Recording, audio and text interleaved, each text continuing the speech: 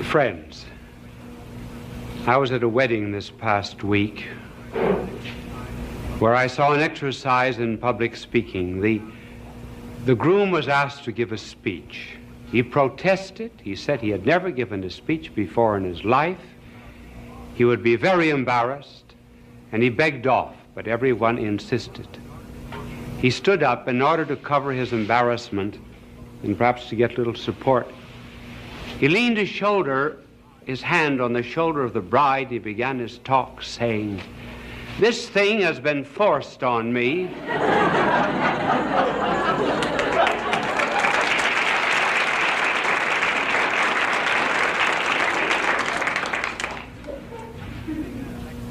I was giving a lecture not long ago in a hall, and I was heckled from the hall. Someone interrupted. It was not at all to the point of the lecture, and said, "How was Jonas in the belly of the whale for 3 days?" I said, "I really do not know. But I said, when I get to heaven, I will ask Jonas." He said, "Suppose Jonas isn't there." Well, I said, "Then you ask him."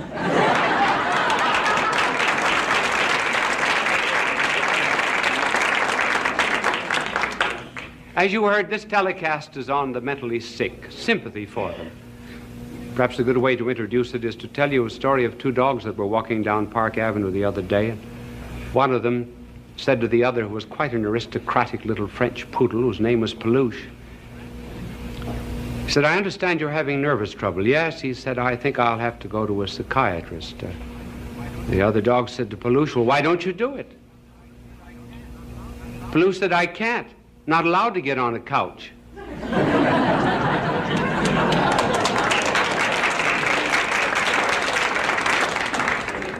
Why is it that we have more mental disorders in the United States than there is in the Eastern world?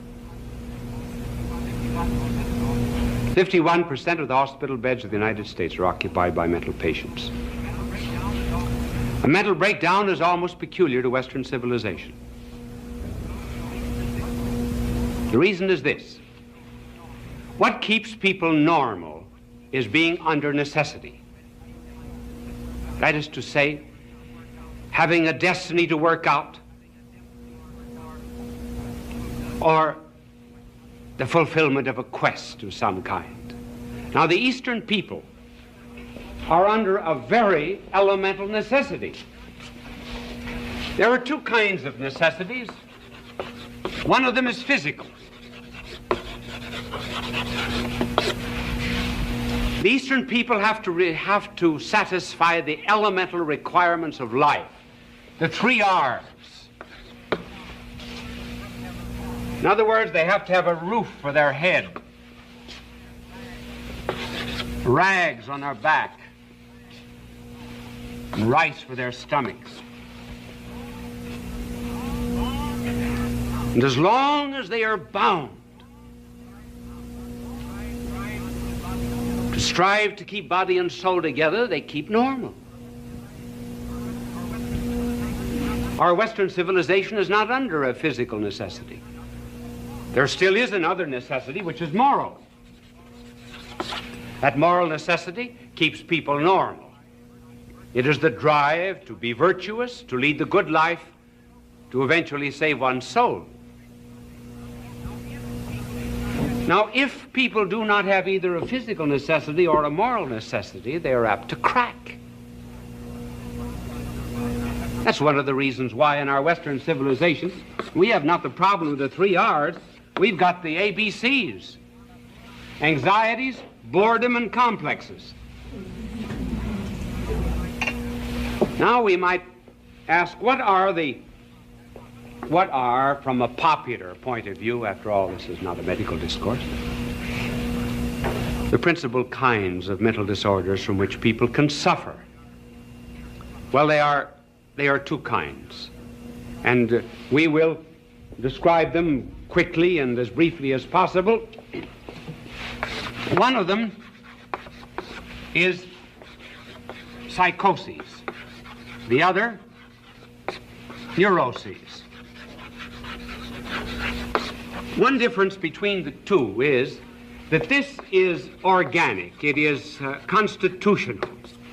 It has something to do with blood and our whole physiological structure, though it could be induced also by some kind of shock. The other, the neuroses, is something that is acquired. It is not organic, it is a trait in personality. For example, someone who has a superiority complex, the desire to be above everyone else. We say this is organic. This is not to be helped so much by any kind of analysis. Some time ago, doctors made an experiment with rats who had been trained to go up certain strings and then to seek in apertures for food. The doctors took blood from a schizophrenic patient, a human being, and injected that blood into the rats. The rats, to a great extent, lost their training, which shows that the basis in some way is organic. That is one difference between the two. Another difference between the two has to do with reality. The psychotic patient is to a great extent outside reality. That is to say, he lives in a world of fantasy. Suppose he's a paranoic and believes that he's being persecuted. That's not a real world. No one is actually following him, though he believes it. The neurotic patient, on the contrary, is in a much more real world, but he has disturbed relations about that world. To explain it much more simply, a psychotic patient believes that 2 and 2 equals 5.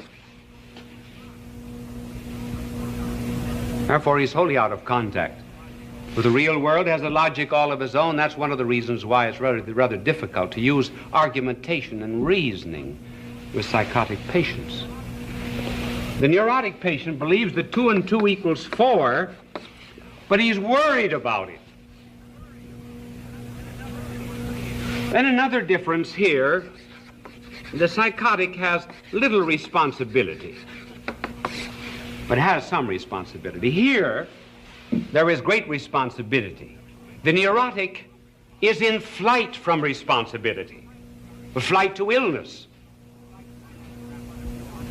For example, there was one man who had worked in an office for 20 years. He was sure that he would be named vice president. He felt that he should have been named one of the 76 vice presidents, but he was not. A younger man was named ahead of him. He developed headaches, sickness. He was not able to go to work. He was not really sick. He was in flight from responsibility because his pride was hurt. Now, those are some of the differences existing between the two kinds of mentally sick, which brings us to this other question. Why is it that so many people break? Now, here we're not so much concerned with the psychotic as with the neurotic, though the explanation will, to some extent, hold. The best explanation that there is that which is given by Dr. Viktor Frankl of Vienna. Now, he uses a very long term to describe it. Doctors must do that, you know. They're like philosophers and theologians. Sometimes big words carry the burden of those who are too lazy to think for themselves. And the test of understanding anything is always to be able to explain it. I can remember once when I was in class in philosophy, the teacher said to me, "Explain time. Give a definition of it." I said, "I know what it is, but I can't tell you."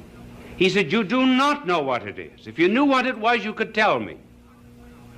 So now I wonder if I can explain Dr. Frankl's term for many, which he gives as the explanation of many neurotic cases. He calls it existential neurosis.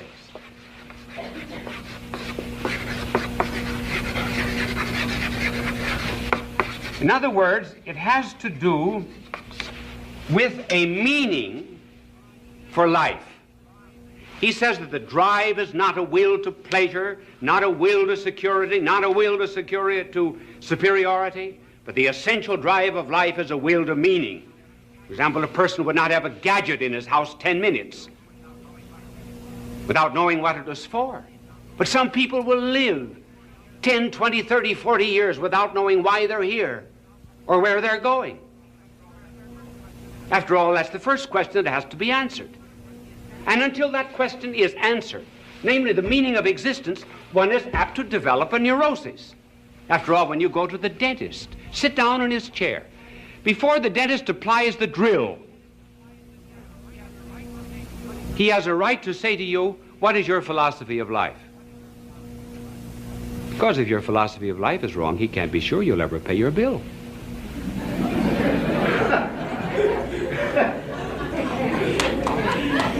There must be some dentists in the audience.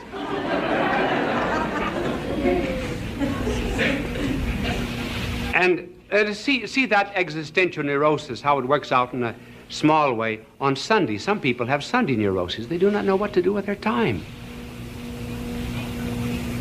Leisure is one of the big problems of Western civilization. We work only 38, 40 hours a week, and there are 168 hours in the week. What purpose is life the rest of the time?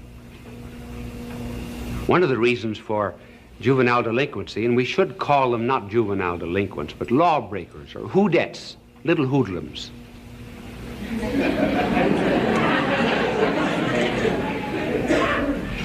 One of the reasons is these young people are in protest against their elders and their parents and their teachers, their educators, who are not giving to them a purpose of life.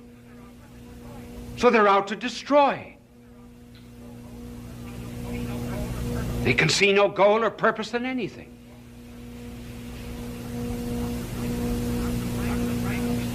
Dr. Frankl, who passed through both the Nazi and the Soviet concentration camp, said that some men who completely lacked a goal or purpose in life thought of their prison existence as just a march to a grave. Then there were others, he said, as soon as a purpose came into life, they got strength. He said we were all starved in prison, and yet one day one of our starving men went into the Soviet pantry and stole 3 potatoes. The Soviet guard announced to us that we would be starved until the guilty person appeared with the 3 potatoes. There were 2,500 prisoners. Suddenly they had something to live for, to assert their superiority over the Soviet system. And for 48 hours, not one of them, even though they had nothing to eat, would give way to the one who stole the 3 potatoes.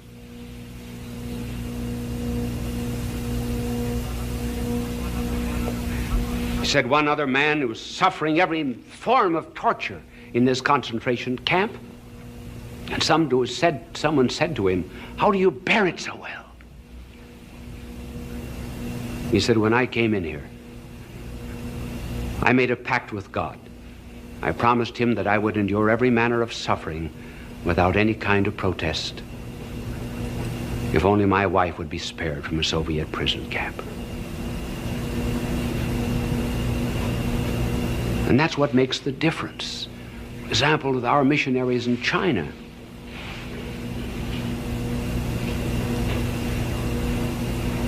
As long as they can see beyond the suffering, it becomes bearable and endurable.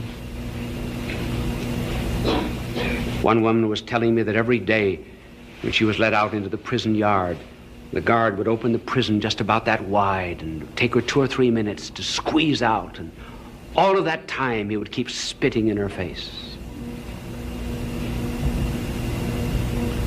And she just smiled back at him. One day she said, "Thanks." And without cynicism. And when she came back, he said to her, "Why did you say thanks?"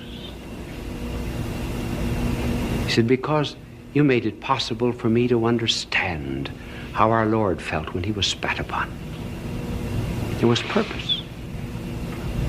Nietzsche did not say many wise things, but one wise thing he said was, "One can endure the how of anything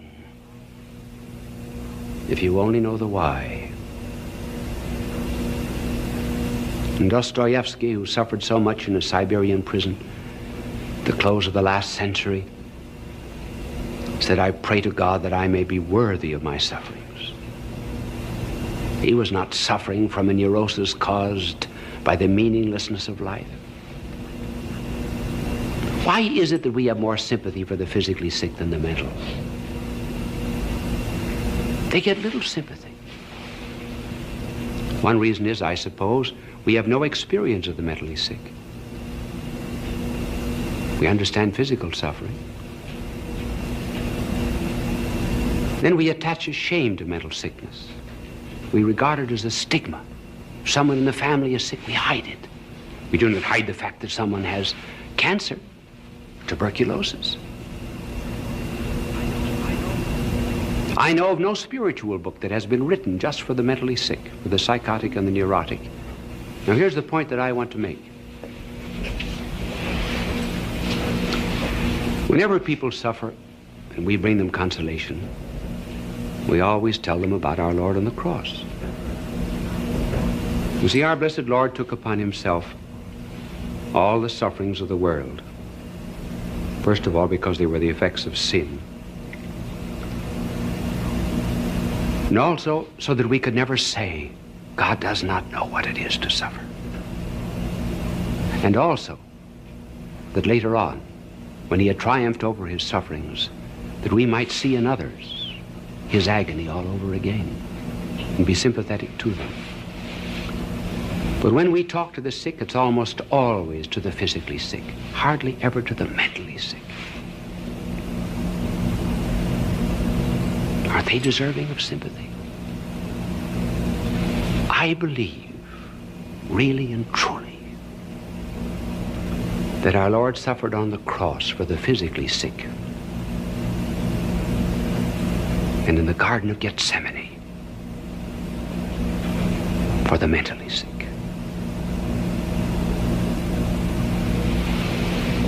Look at the words that describe his agony there. Sorrowful unto death, sad, heavy, fearful. All the psychological descriptions of these people whose minds are disturbed in some way. And then he suffered the loneliness that they have, their isolation from society. Loneliness by finding his apostles asleep. Loneliness by shutting off all divine consolation. Though he said, I might have asked my Father for 12 legions of angels.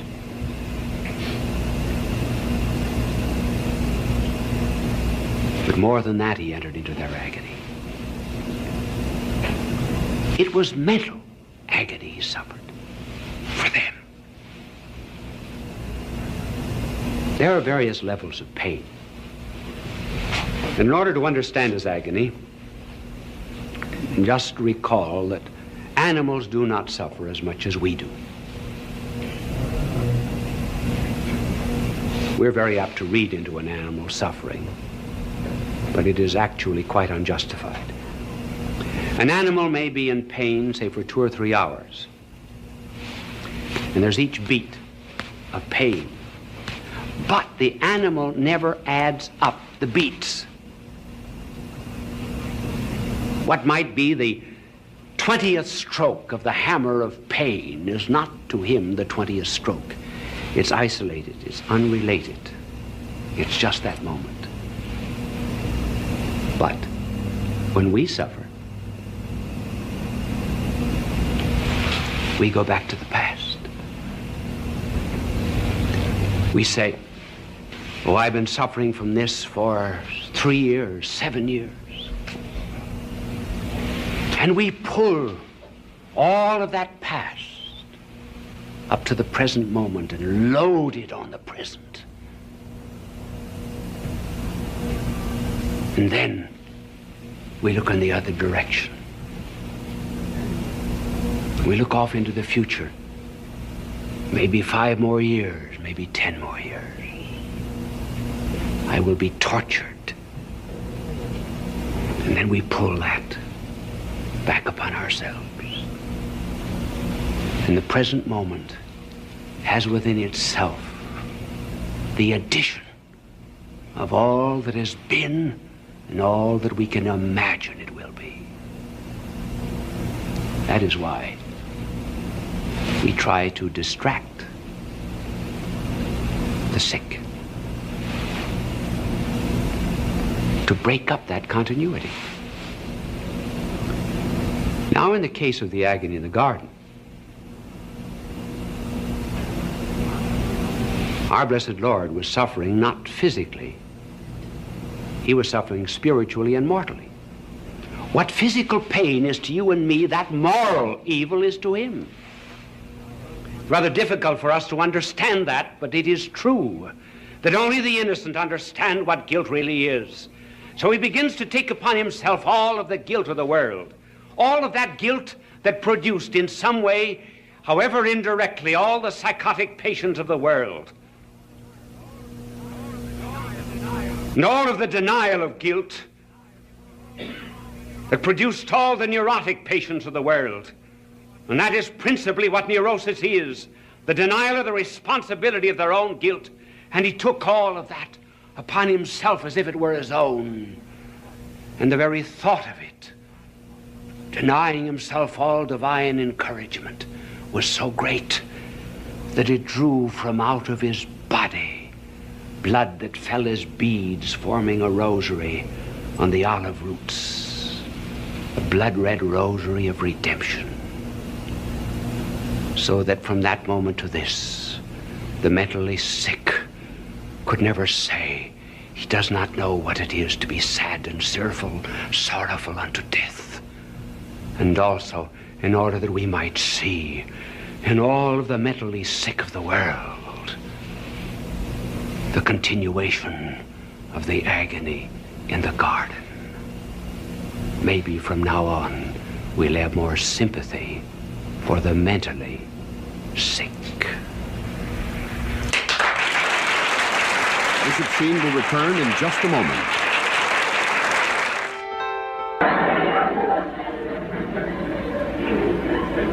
There are actually 4 distinct stages which we will enumerate in the meeting of boys and girls. The last stage of all is courtship. The first of these stages is what might be called a togetherness of boys and girls. And the second stage is separation. The third stage, I give this rather peculiar name, is to confuse you and make you think that I'm very learned about this problem, is crystallization. And fourth is courtship.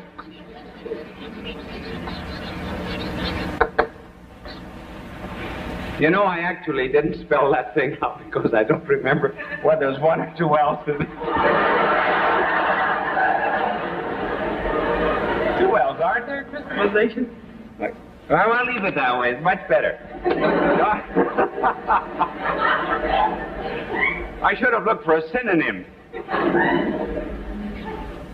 Well, the first stage of boys and girls is that of togetherness in which they play together and are quite young, and they enjoy one another with a naturalness which is devoid of any of the troubles that come later on from sex differences. We need not emphasize this particular stage here. There's the same naturalness there that there is in the 2 children at the seashore who were the victims of divorced parents, and one said to the other, "How do you like your daddy?" The other said, "Fine." The first one said, "So did we. We had him last year." Then the next is the separation. Now we reach a moment in the lives of boys and girls where the boys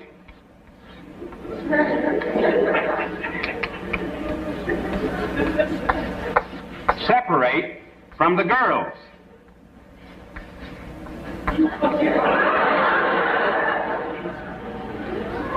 I'll bet I get another art scholarship for that one. Now, in this stage of separation of boys and girls, the boys do not want to be seen with the girls, and the girls do not want to be seen with the boys. As a matter of fact, the greatest punishment that can be given a boy at this particular age is to be made to sit with girls. Girls are all sissies. And then a girl, of course, in her turn, hates to be put with a boy. It's a very interesting stage of life, and a very good one, because it is one that might be called polarization, in which they break off into opposite poles. They might be called, actually, the positive and negative charges of electricity. You would never have sparks of love later on unless there was polarization at this moment. And this separation, or polarization, allows each of them to develop their physical and psychical differences. For example, the boy, when he's with other boys, becomes aggressive, develops heroism, certain talents, aptitudes, has his own ideals, and has the potentials of manhood within him. The girl, on the contrary, when she's with other girls, she develops effeminacy, the right kind, delicacy, refinement. She begins to learn and understand that she has a rhythm that beats with the rhythm of the cosmos. And there is given to her some great and tremendous, mysterious, creative possibilities. This stage of separation is really so ideal that at this point of life, it is very well to have boys and girls educated separately. Otherwise, if you've got a too precocious mingling of boys and girls, the boys are apt to become sissies and effeminate, and they grow up not to be men but mannequins. And the women in their turn, the girls in their turn, if they're too much mixed up with boys at this early age, they become boyish, impudent, rough, wear overalls. Not that there's anything wrong in wearing overalls, but it just simply is an evidence of how they tend to a certain kind of mannish dress. No boy, normal boy, loves a girl who is just a little too mannish. And no man ever loves a woman who has lost her femininity. So this stage is early in life, but it's one that's ordained by God. Then you come to the third and very interesting stage that we call crystallization. The reason we call it that is this. If you put a piece of wood in the Salzburg salt mines, after a while, that piece of wood will be covered with crystals, which very much resemble jewels. They are not jewels, actually. They are just crystals. But they take on a seeming richness which is not their own. And so it is with boys and girls after they get into their teens a little ways. They're dealing with one another, and one another is very ordinary, but they endow one another with great and tremendous qualities. They really are crystals, and they think they're diamonds and jewels. And at this age, of crystallization, there begins a divinization, in which the boy is called a kind of a god. The girl is always an angel. And girls will say of boys at this age, he is positively divine. Then the words worship, adore, eternity are always coming into play.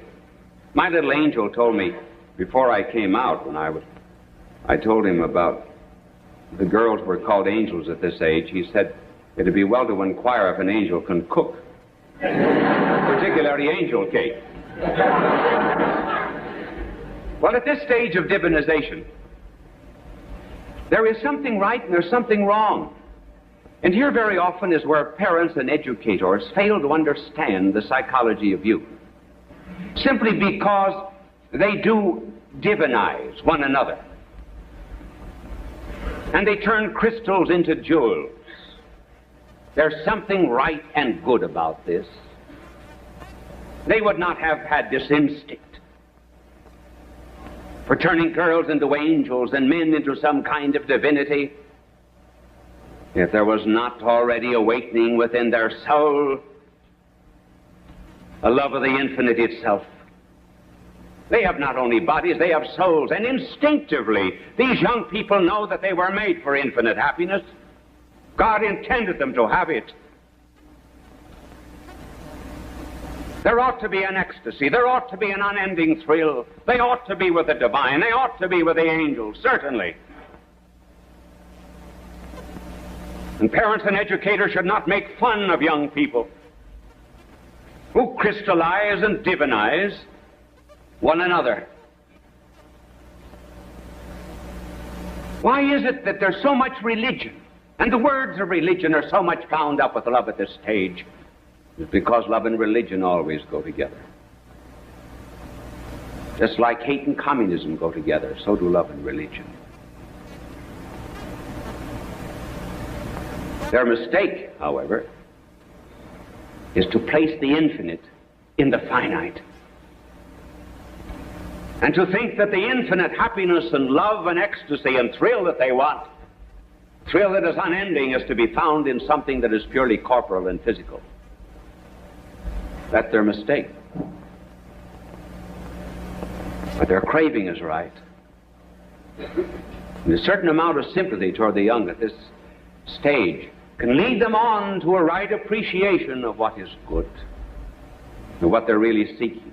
This is the age, of course, when boys begin to wash behind their ears. They discover neckties. They're very careful now of the clothes that they wear. They did not mind a patch in the trousers. Now they do.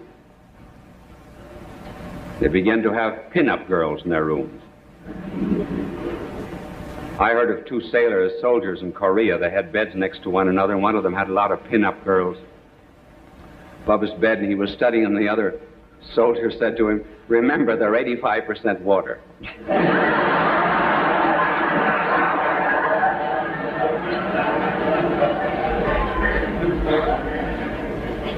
And then the girls at this stage discover lipstick, high heels, and perfume. I know of one girl who was being crystallized at this particular age of life who believed the perfume advertisements. Remember the cartoon that appeared years ago? Someone went into a perfume counter and said, "Haven't you anything for beginners?" Well, this girl went in, and she wanted some perfume, because she was an angel, and the clerk said, "Well, here we have a perfume, $35. It's called Perhaps." She said, "For that price, it ought to be called Sure."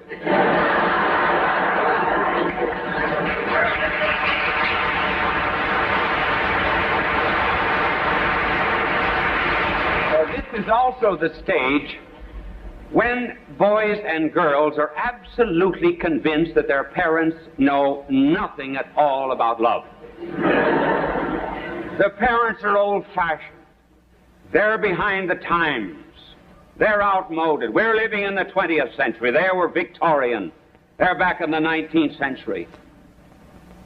Why do they develop this critical attitude to their parents? Because there's something new. Planets have been spinning for centuries and centuries until finally love has come to them. This is an absolutely unique experience. The parents never passed through it. They know nothing about it. That's why they're ignorant. That's why their parents would never be consulted. It's an unfortunate stage from that point of view. And it's not love. It's just the sap in the springtime. There's no courtship here. Despite the fact that they go through agonies, there's a tremendous anxiety they suffer, torture. If the girl doesn't appear at the drugstore at the right time, if he doesn't call at the appointed hour, if she has a headache and can't meet him, if she's seen stopping and speaking to someone else at the street corner, life isn't worth living.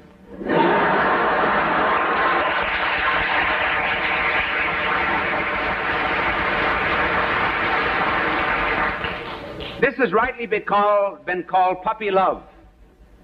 And a little warning, if boys and girls marry during puppy love, the chances are they'll lead a dog's life later on. Now we come to courtship. And courtship, we cannot give all standards and tests, but we will give just a few. Two will refer to young men and young women together. One will refer to a young woman alone, and the other a test for a young man. First together is the problem of affinity. And secondly, for boys, sacrifice. For girls, femininity.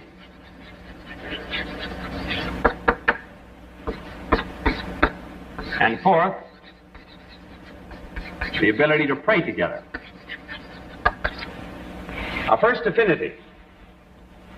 Is there an affinity between a young couple who are beginning to fall in love with one another? I'm not speaking of physical affinity. That has been treated elsewhere and in a very copious fashion. But it is well to remember that beauty in a man, in a woman, and strength in a man do not long endure. They are given to young people only to serve as purposes of allurement. And they pass away later on in life. Yes, he is a strong man when he makes an end run on a Saturday football team, but ask him later on to take down the screens.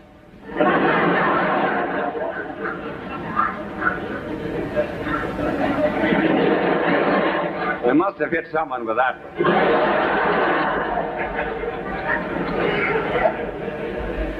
So there must be some other affinity besides the physical, namely an interest one in the other. They need not be intellectual, they need not be college graduates, but they must have one mind and one heart.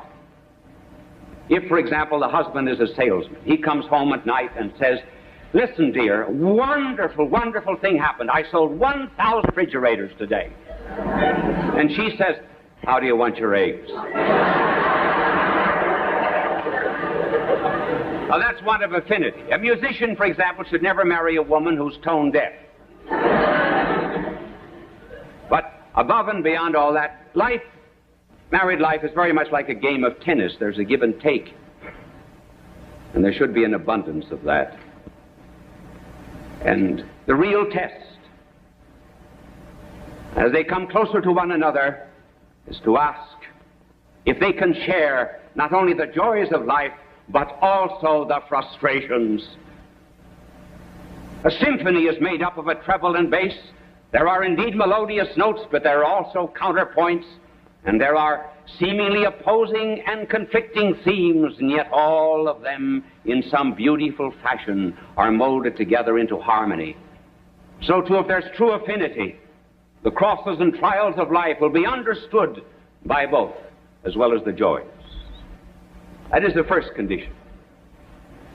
Then a test for the young man. Is he an egotist? Is he selfish? Or does he know how to make sacrifices? And as regards sacrifices,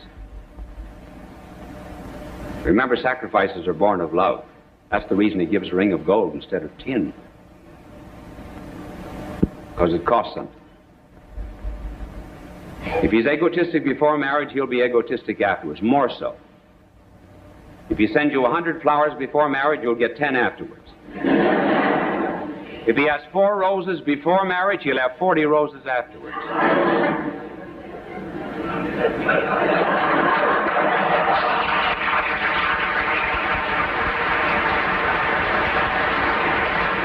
If the young man has a spirit of sacrifice, he will have reverence for the woman. Reverence for the mystery of femininity, knowing that she is not a bargain counter where a motley crowd can purchase. Find indeed the young man who can treasure for days and for weeks and for years the gift of a rose or the touch of a hand of a friend.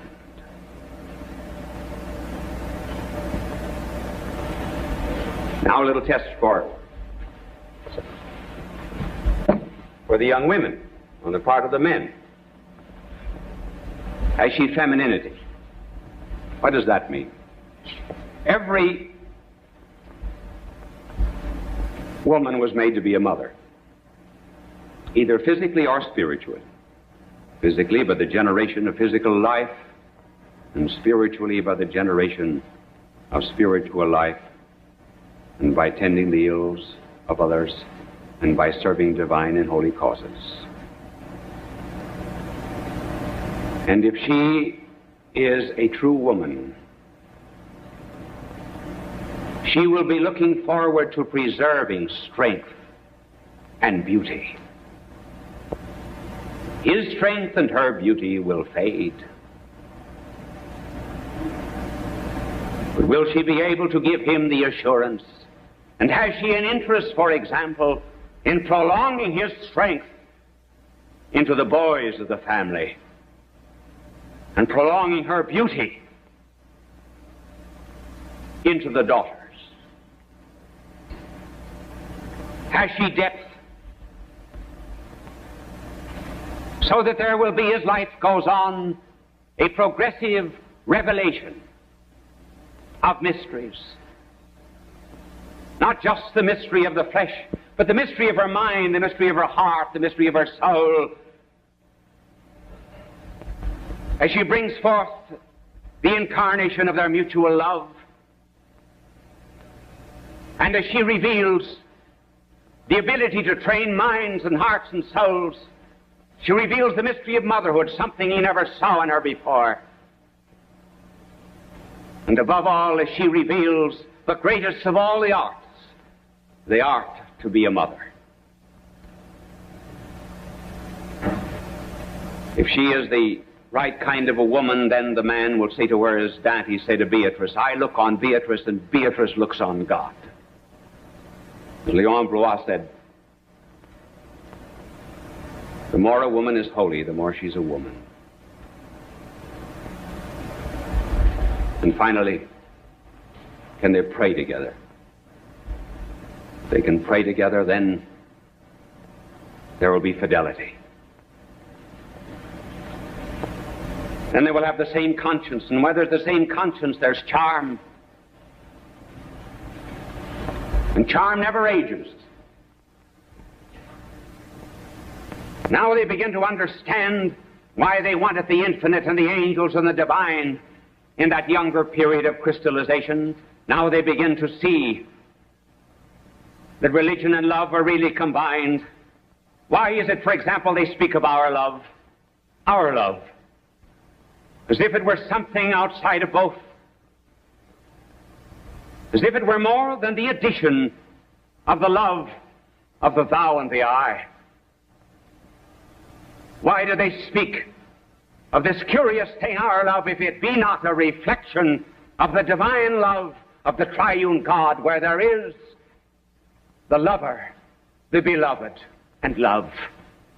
Why is it that they see in the springtime, in the birds, and in the autumn, in the waterfalls, in the moon and the stars, telltales of love? Everything seems to speak to them, if it be not because only lovers understand that God, the Creator, made everything in this world out of love. Why is it that they want to exchange secrets one with another and unburden their hearts? If it be not because they are reflections of another revelation of God Himself, who would not keep the secret of His love,